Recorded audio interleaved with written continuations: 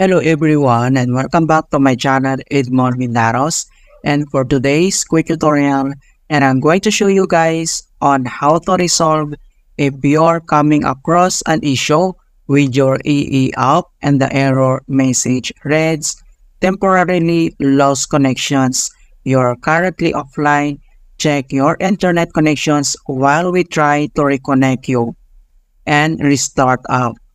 Right? So the common causes are network instability, including intermittent internet connectivity or slow speeds, outdated app versions, or incompatible software configurations on your device. Another frequent cause is server overload during peak usage times, which can lead to temporary disruptions in service. Kung paano ba natin ito i-fix, and without further ado, and let's go ahead. So, the first solution na pwede natin gawin is to perform to check firewall and antivirus settings because may block the necessary connections for the AE app. Kung paano ba natin yan gawin? So, dito lang sa search menu, so click mo lang siya. And then dito sa search for app, so type mo lang dito yung Windows Security. And then click mo lang dito yung open.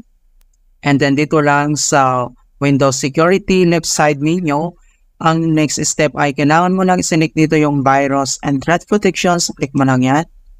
And then dito sa right side ay kailangan mo lang i-select dito yung virus and threat protection settings. I-click mo lang itong manage settings. And then makikita mo na dito yung real-time protections. So kailangan lang natin itong i-turn off. Okay, so click mo lang yung button niya. And then if you receive user account control, i-click mo lang dito yung yes.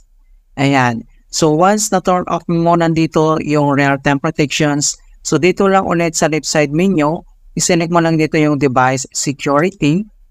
And then dito lang sa core isolations details, so i-click mo lang yan.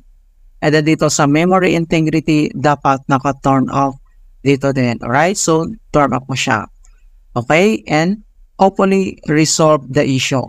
However, if the issue still persists, so all you have to do is to perform to reset your network. Okay, so kung paano ba natin yan gawin? So dito lang ulit sa search menu, so click mo lang siya. And then dito sa search for apps, so type mo lang dito yung network reset. And then click mo lang dito yung open. And then next step, madadirect tayo dito sa network reset settings. So this will remove then reinstall all your network adapters and set other networking components back to their original settings. You might need to reinstall other networking software afterwards, such as VPN client software or virtual switches. So dito sa baba ay makikita mo dito yung network reset, and then dito lang sa right side, kailangan mo lang i-click tong reset now, and then i-click mo lang dito yung yes. Okay, so click mo lang yan.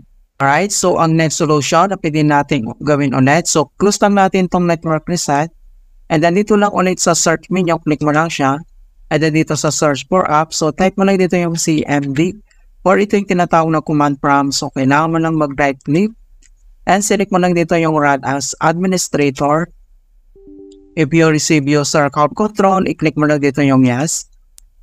And dito sa administrator command prompt, ay kailangan lang natin i-enter yung command keyword na ipconfig space //DNS. So in all small letter lahat. So i-type mo lang yung ipconfig space //DNS, and then kailangan mo na press yung enter. And makikita mo na dito na successfully flash the DNS resolver cache. So ang next command keyword na kailangan natin i-enter ay type mo lang yung netsh space wnsub space reset. Ayan, so i-type mo lang yung command keyword na netsh space wnsub space reset, and press mo lang yung enter. At makikita mo na dito na successfully reset the wnsub catalog. You must restart the computer in order to complete the reset. So ang next step, so close lang natin. At kailangan lang natin mag-restart. Okay, so click mo lang dito sa start menu, and then select mo lang dito yung restart.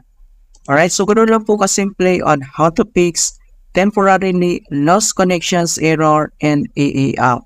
And please don't forget to like this video, subscribe to my channel for more quality content. Thank you guys and see you in my next tutorial.